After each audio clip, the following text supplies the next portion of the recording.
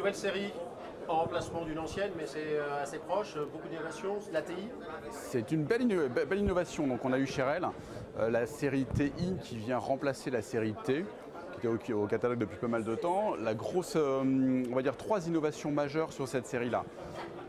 La première, elle se situe au niveau du haut-parleur et de la membrane. On est passé sur un alliage d'aluminium, donc quelque chose d'extrêmement rigide et extrêmement léger. Ce qui veut dire que c'est toujours quelque chose de très rapide, qui est vraiment l'obsession chez REL. L'obsession chez REL, c'est d'accompagner au mieux une enceinte. REL, c'est avant toute chose le caisson hi-fi. C'est un caisson hi-fi par excellence.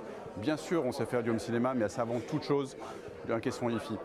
Donc pour ça, pour accompagner une enceinte hi-fi, l'idée c'est de coller au plus près à l'enceinte. Et pour coller le plus près à l'enceinte, on est toujours obligé d'avoir un haut-parleur extrêmement rapide qui vient vraiment matcher sur l'enceinte. Donc pour ça, on est sur un équipage en alliage d'aluminium. Autre particularité sur cette série TI, la structure même du caisson, l'ébénisterie a été agrandie, on va dire, on est un peu plus épais.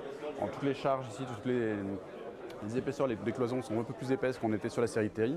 Et la troisième grosse innovation qui est vraiment majeure, c'est qu'on a la possibilité sur l'arrière de rajouter un petit module optionnel qui permet de passer en sans fil. Le problème d'un caisson, une fois qu'on a goûté, qu'on a l'opportunité de faire une démonstration ou une petite expérience sur un caisson en hi-fi, on veut quasi systématiquement le mettre. Le problème, c'est qu'on a très souvent un câble qui passe au milieu du salon et idéalement un caisson, pour qu'il soit bien positionné, il faut qu'il soit positionné dans l'angle, ce qui n'est pas toujours possible. Là, avec cette possibilité du sans fil, on s'épargne tout problème de câblage, tout problème de décoration qui peuvent de temps en temps être un petit peu épineux avec les câbles. On a 2 finitions, on a du noir comme celui-là et on a du blanc qui est courant aujourd'hui chez à peu près toute la gamme REL, sauf sur les très hauts qui sont que en noir. Petite particularité, sur l'arrière et comme on a sur tous les caissons REL, on retrouve toujours sur nos 3 potentiomètres de réglage. Le premier qui est le réglage du filtre. On est sur des réglages manuels, on est vraiment sur quelque chose de très analogique, c'est entre guillemets à l'ancienne, mais toujours pour coller à l'enceinte avec cette obsession de rester sur le même timing. Donc on n'a aucun process de prise de son, de prise de mesure qui engendrerait. Si on fait une écoute avec un micro, on rentre dans une logique de processing. On envoie un bruit, on corrige par rapport à ce qu'on a comme bruit et derrière on envoie ça sur le caisson. Le problème c'est que ce temps de travail-là génère un décalage. On se retrouve avec un graphe qui peut être un peu lent, un peu laiteux, un peu en décalage. On a l'impression que le graphe traîne derrière et c'est vraiment ce qui se passe. REL utilise toujours cette entrée haut niveau, qui fait on sort toujours un caisson REL parallèle aux enceintes.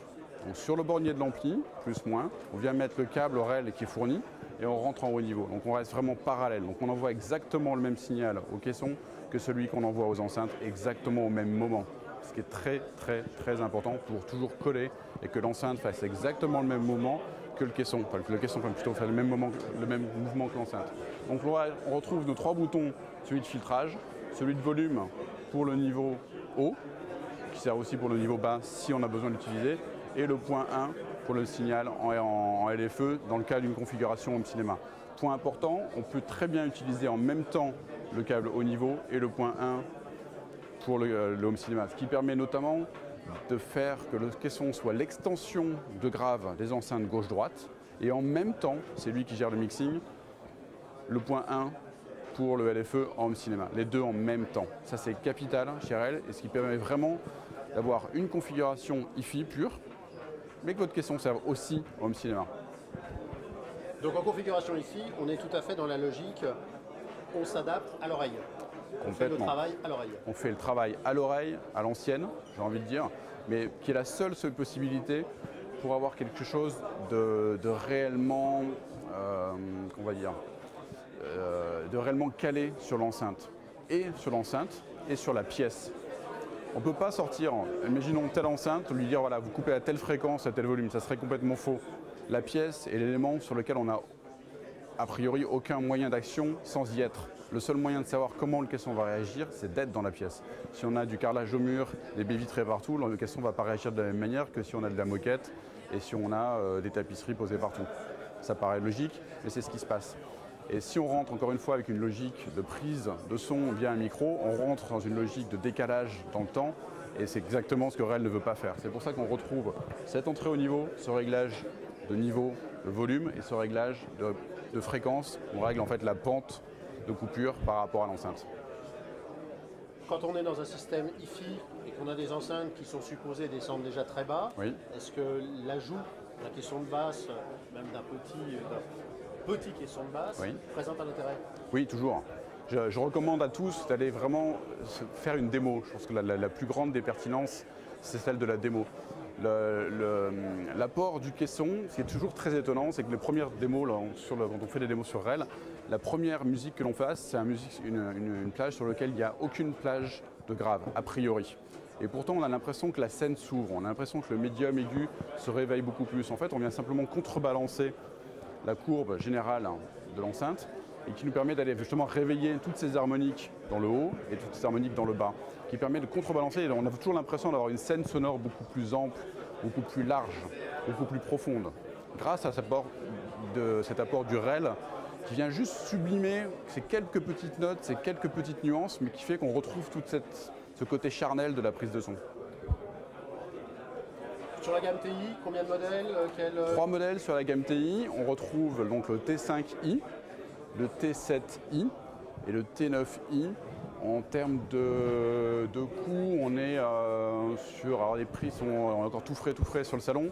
On est à le T7i, pour donner un ordre, on est à 1100 euros. 1100 euros, le T5, on doit être à peu près 800 euros pour faire dans les grandes lignes. Et le T9, on est à 1500. Les différences, c'est toujours la puissance qui augmente, exactement, la puissance qui augmente, le volume du caisson qui enfle, donc le T5 est plus petit, le T9 est le plus grand. Le T9, on est sur un 25 cm actif plus un 25 cm passif. Le T7i, on est sur un 20 cm actif et un 25 passif.